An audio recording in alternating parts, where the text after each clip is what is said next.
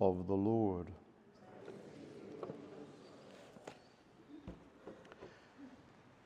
Yesterday, the church around the world celebrated the feast of St. Francis of Assisi. Surely one of the most influential figures in the history of the church and the Western world, perhaps the whole world. A man who was intoxicated with the love of Christ, who gave himself so radically and simply to following the Lord, to try to imitate him, poor and humble for the kingdom. And in that process of giving away everything he'd been given, his inheritance, his father's wealth, remember his father was a powerful clothing merchant, not prone to piety, to show the world that he rejected all of that the world considered most valuable, wealth and power and status. He took all of his clothes off and walked naked down the street of the town. A holy fool, to be ridiculed, but to free himself from the burden of what the world calls wise. In the history of Christianity, especially in the Eastern, most particularly the Russian Orthodox Church, there is a powerful tradition of the holy fool for Christ. Eurodivi. It pops up in their literature, especially in that golden age of Russian literature, Dostoevsky, Tolstoy. But it's a powerful symbol of the contradiction that the saint's life is to the world. In the West, we've had a different style or stress in some ways, but we still have our Eurodivi. We have our holy fools like St. Francis. Even the founder of the Jesuits, St. Ignatius, who was renowned for his practicality, experienced and prayed for to be considered a fool in the eyes of the world, all things being equal, was the clause he added, for the good of the kingdom. If it pleases your divine majesty, he prays, let the world consider me a fool, so I might be closer to you, the way you were treated by the world.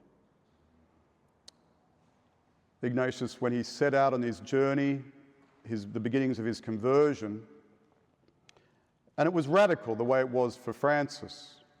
Ignatius also left wealth and status and power to follow the Lord. There's a scene where in his autobiography, which is a terse document, he didn't like talking about himself, but in that he falls into the mud. He's dressed as a beggar, just like Francis took on the clothes of a beggar, which became the habit, the Franciscan habit. Ignatius is taking on the clothes of a beggar to imitate Francis too. He says in his youthful early stages of his zeal as a convert back to the faith in a way, to a real faith, he wanted to beat Francis and Dominic. He realizes how foolish that was, but that was his style, you know. He had to really let his heart be broken open later to let go of that, but he freely admits that. But in any case, he fell in the mud, tripped, and the villagers laughed at him. And he took it as the most beautiful grace because he felt like a fool in their eyes. And he began to understand his calling was not to follow the ways of the world. He knew it, but now it was taking shape. And the young Ignatius, of course, wouldn't have let anyone laugh at him. They would have had a serious problem.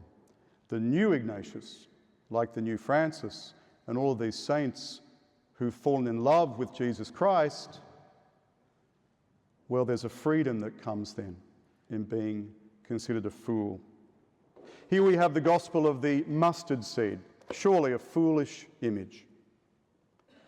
Jesus is saying to his apostles, if you have had the faith the size of a mustard seed, imagine what could happen. Imagine the changes your faith could bring in the world. Then we have this paradox of the imagery of the slave, which pops up all the time in Paul and the Gospels. It's a powerful word, especially to us, but imagine in the ancient world where, well, there are slaves around the world. There are more slaves now than ever in human history, but thanks be to God, not so many here. But in a world where slavery was commonplace, to be compared to a slave is an interesting metaphor. Paul does it too, as we know. And he calls himself, in the letter to Timothy today, a prisoner. Once again, a paradox, a metaphor. He's a prisoner who's never been freer in his life. The world sees him as a slave and a prisoner to this faith.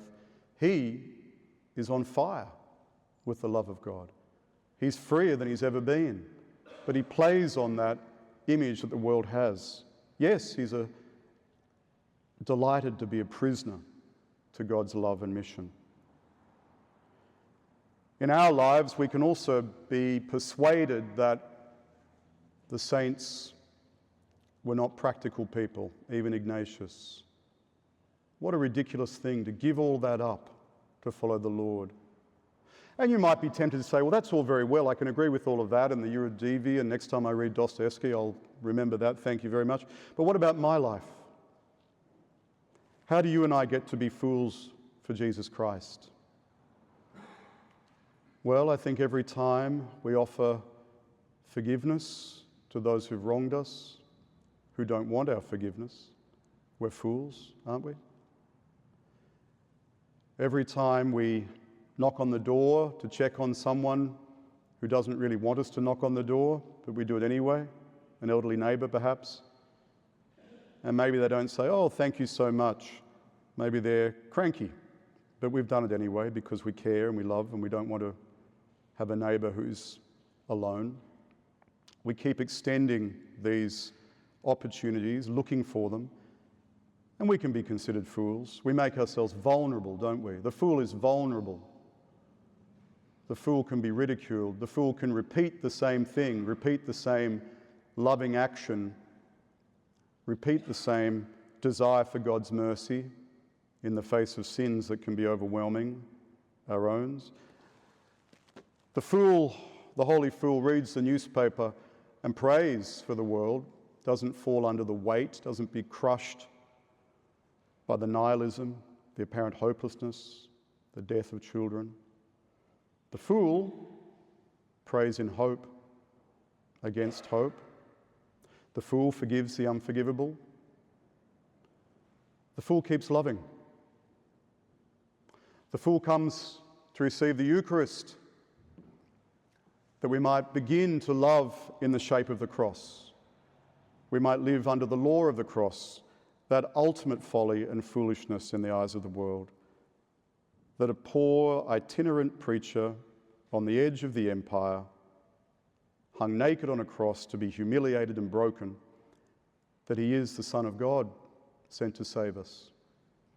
Every time we believe that in our heart and receive his flesh, we're fools in the eyes of the world. There's a sense in which the sane and the sensible never extend beyond what's, shall we say, rational. Not to say our faith is irrational, it's not, but it can be supra-rational. The kind of giving that the saints live their lives around, that hospitality to others, that endless generosity, that trying to live the way Christ lived with love that takes us potentially to great sacrifice with joy, that is not actually irrational, though it appears that way. In actual fact, perhaps the saints are really the sanest among us. Perhaps the rest of us have our reason distorted by the world, which is why we need to listen to the saints, not dismiss them, to the crazy ones, those who believe they can change the world by joining God's grace, enjoining God's grace, and they're the ones who will actually do it.